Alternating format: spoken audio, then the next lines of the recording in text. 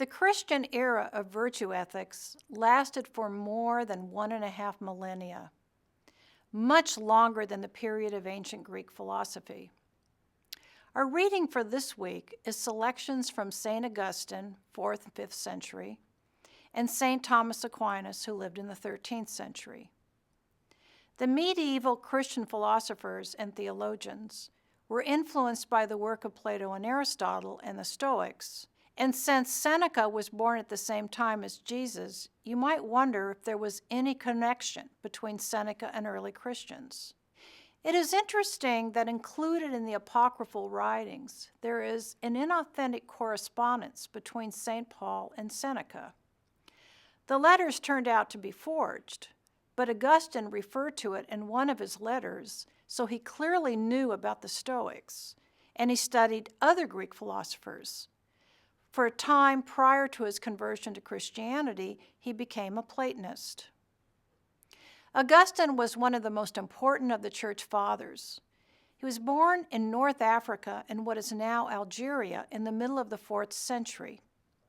He had a famously colorful and libertine life that he describes in his Confessions, which is possibly the first reflective autobiographical work ever written. When you read the short selection from Augustine, you will be reminded of Stoicism.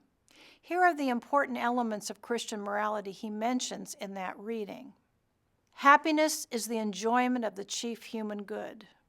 This happiness cannot be lost against the will. The chief human good is not the chief good of the body only, but is the good of the soul. Virtue gives perfection to the soul. And fourth, the soul obtains virtue by following God. That is the happy life. The second reading is from Aquinas' Summa Theologiae. This enormous and amazing work was the crowning achievement of Aquinas' brilliant blending of Christian theology and biblical teaching with ancient Greek philosophy, particularly the work of Aristotle. In order to appreciate this achievement, you need to know why it took so long for a major Western theologian to assimilate Aristotle's ethics and metaphysics, which, after all, were written more than 1,500 years earlier. Most of Aristotle's works had been lost in Western Europe after the fall of the Roman Empire. Meanwhile, Muslim philosophers were studying Aristotle and writing commentaries. Islam spread across North Africa into Spain, and by the 13th century, Aristotle's writings were reintroduced to the West through Moorish Spain and came to the University of Paris, where Aquinas was studying. When you read a part of the Summa for the first time, you need to get used to the format. Aquinas asks a question and then begins with a series of objections. For instance, towards the beginning of the Summa, he asks whether the existence of God is self-evident. He then opens with a series of objections to the position he will take. So he says, Objection 1, it seems that the existence of God is self-evident because such and such. Objection 2, here is another consideration that suggests that the existence of God is self-evident, and so on.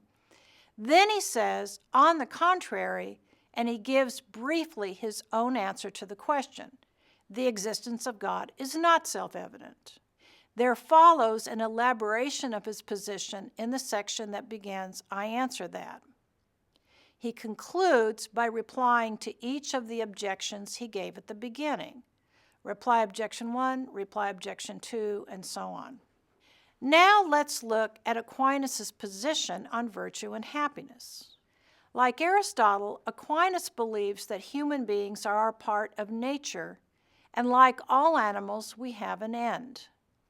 That end is happiness or well-being. But the happiness we can achieve on earth is always imperfect. We were created by God with a supernatural end, which is to enjoy everlasting happiness in the vision of God in heaven. Aristotle was right about the virtues. They are traits we need to thrive in this life, and Aquinas accepted the 4 cardinal virtues.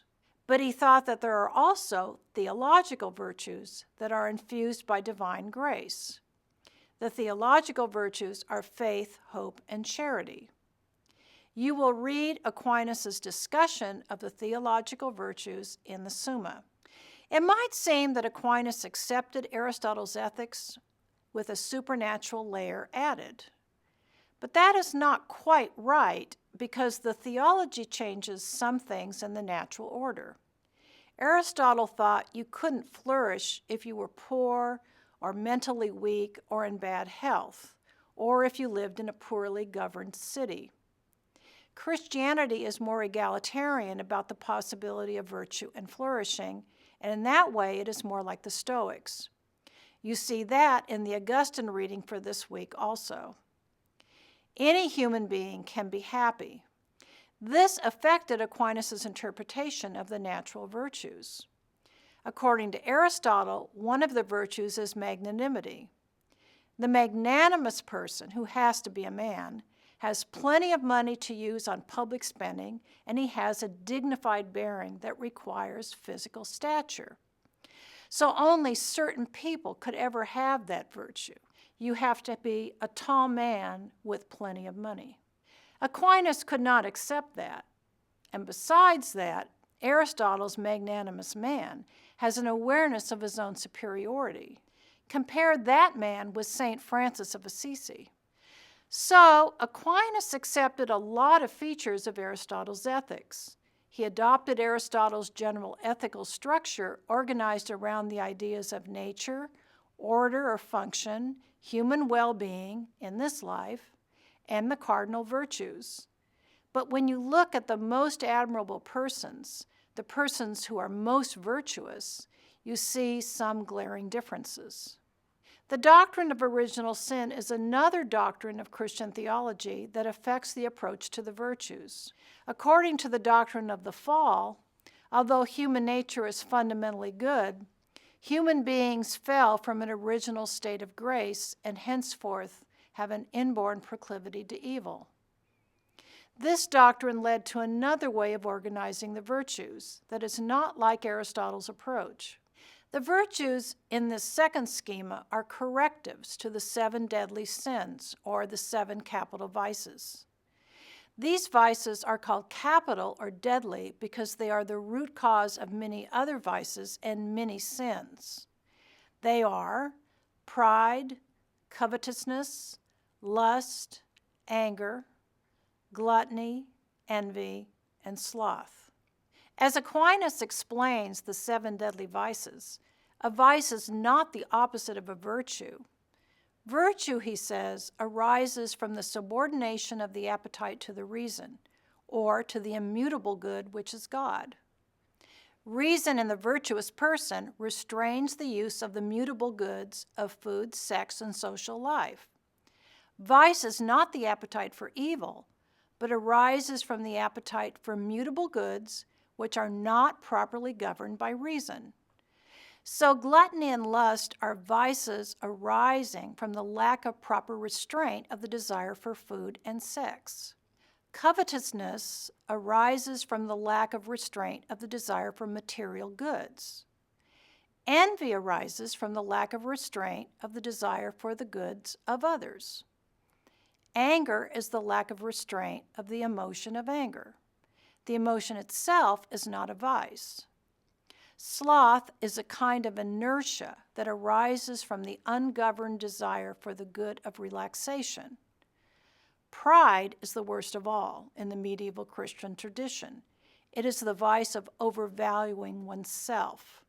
So in every vice, there is a real good that is not properly governed by reason and subordinated to God, the supreme good.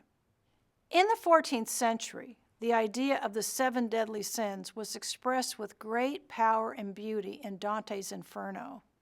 In Dante's hell, each deadly sin receives an eternal punishment that is meant not only to ensure that justice is done to the sinner, but to reveal the special nature of the sin and the distortion and unhappiness of the soul that is characterized by that sin. In Dante's Purgatory, the envious will have their eyes sewn shut until their sin has been purged. In hell, each soul is condemned, eternally fixed, in the state they chose in life. The lustful are blown back and forth by a terrible wind forever, to mark the pointlessness of being swept away by the force of lust. The soul of proud Ulysses is doomed to spend eternity as a small flame, shedding in one of the darkest circles of hell, its false little light, wholly cut off from the light of heaven, the light of the world which is God.